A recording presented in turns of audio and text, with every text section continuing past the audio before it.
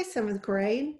I want to share with you that I did email the author, Alan Gratz, since he lives in Asheville, North Carolina.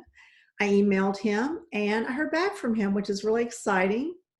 And he shared via email a few videos where he is talking about this book and giving some insights.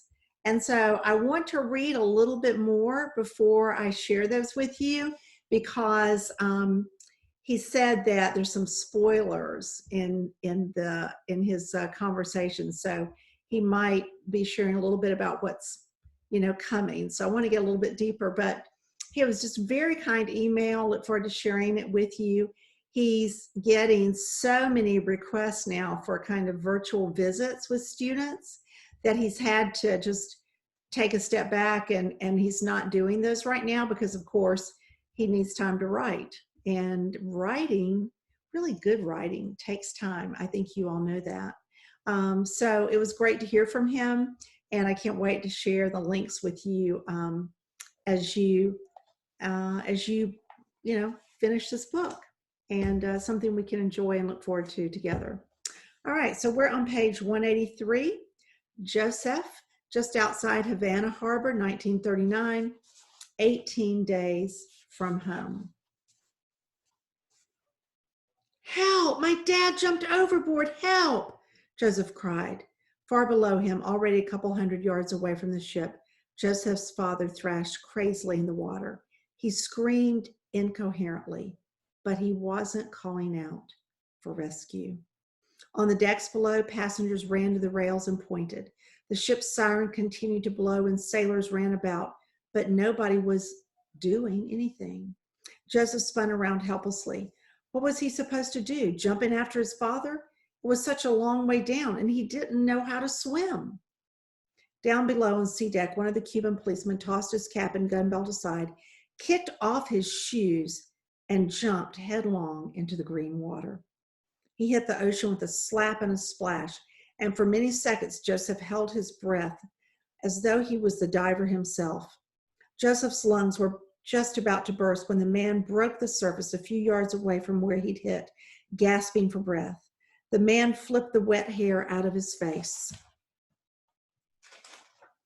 spun until he had his bearings, and set off swimming for Joseph's father. Joseph's heart raced as fast as his feet as he flew down the stairs. He pushed through the crowds and ran to the rail, but the policeman hadn't yet reached his father. A woman's scream, and Joseph followed the pointing fingers. 2 shark fins had appeared in the water. Joseph froze in terror. There were more screams as his papa sank beneath the waves, and Joseph had to cling to the rail not to collapse. One of the St. Louis's lifeboats hit the water, and the ship's siren had brought more motor launches from the shore, but none of them were going to be in time.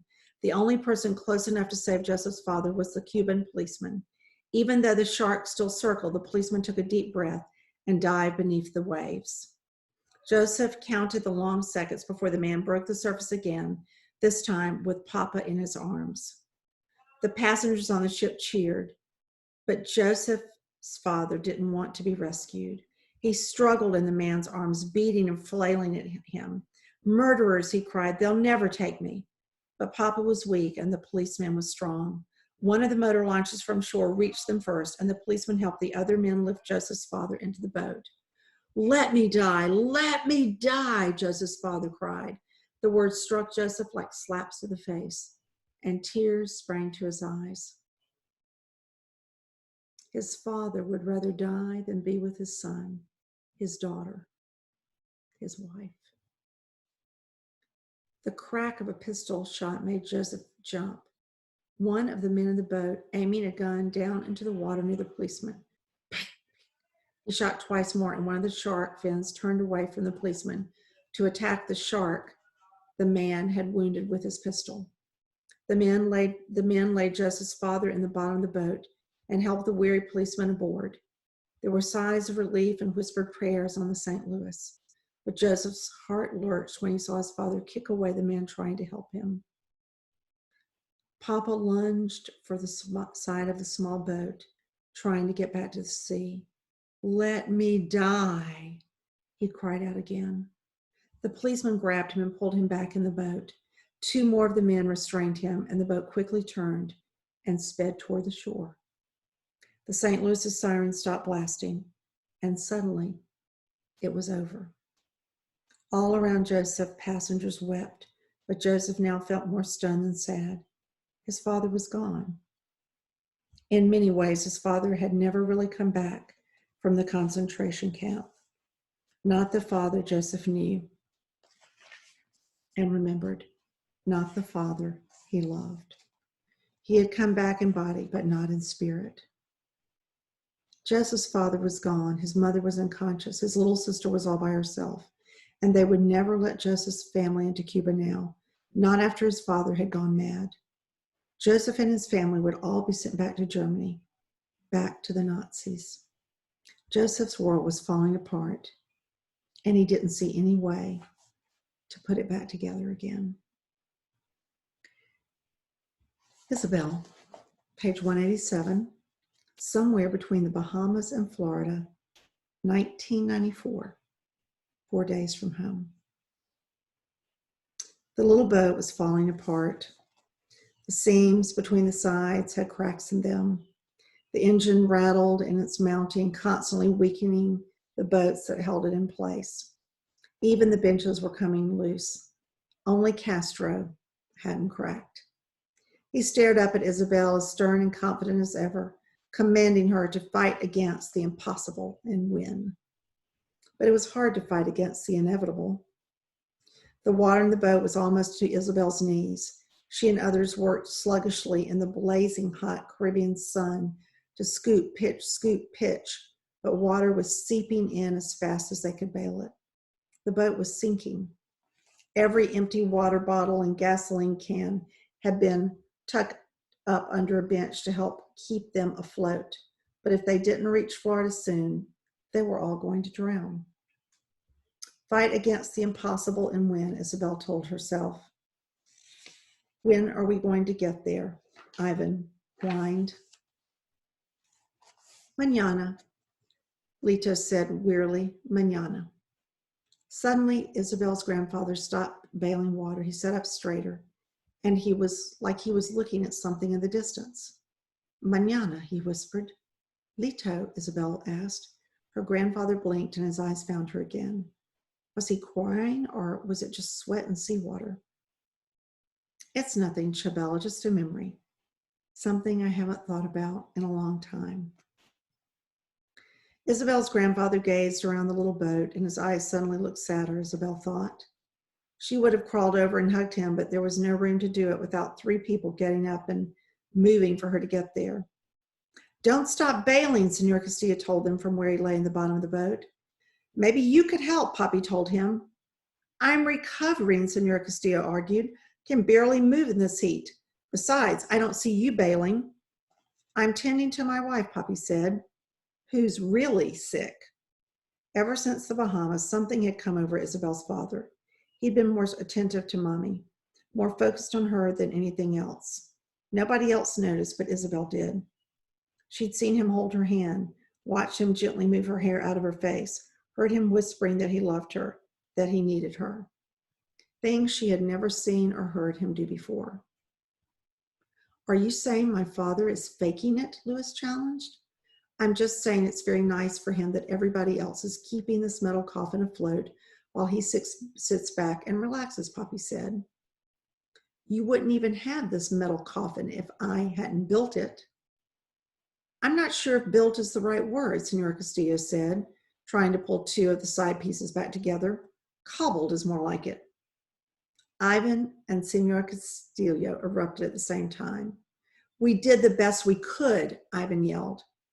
Oh, now you're telling us how to build things, Senor Castillo said. Where were you and Louis when we were up all night putting this thing together, eh? You were at your law office doing God knows what. Isabel shrank in her seat and put her hands over her ears. She hated when her parents argued like this, and now everyone on the boat was mad at each other. I was helping people, Senora Castillo told her husband. You never appreciated what I do. And what was I supposed to do? Lewis threw in. Tell my police commander I had to stay home and build a boat so I could escape? All of you stop it, Amara yelled from the back of the boat. Right now, you're acting like children. Everyone fell quiet and looked appropriately chastised. I think it's time for a water break, Amara told them. Isabel, will you hand out the bottles? It was a little earlier than their rationed water break, but none of them complained. The clear, delicious water was the best thing Isabel ever tasted, and it settled them all down like mother's milk for a baby. We're all hot and we're all tired, and yes, we're sinking, Amara said. But if we lose our heads, we're only going to die faster. We can resolve this. She's right, Isabel's father said. I'm sorry. I'm sorry too, Senora Castillo said. I should be helping. Only if you're up to it, Poppy said, and he sounded like he meant it. The boat is falling apart, though, Ivan said. We're taking on too much water. We have too much weight, Senora Castillo said. She was right, but what could they lose? There was just the engine, the fuel, the food, the water, and the 9 of them. What if 2 of us slipped out into the water at a time, Poppy suggested. They could hang on to the boat. Floating in the water alongside would help take some of the weight away. But it would drag on the boat, slow us down, Lewis said. But it might keep the boat afloat longer, Senora Castillo said. I think we should try it, Amara said. We'll take turns in the water. It'll keep us cooler, too. And right now, Isabel thought, cooler heads just might be the most important thing of all. Well, we'll stop there, and tomorrow we'll begin with Mahmoud, somewhere in the Mediterranean Sea, not so long ago, 2015. Page 192. Thank you so much, 7th graders. Look forward to sharing Alan's email with you, and take care of yourselves. Bye now.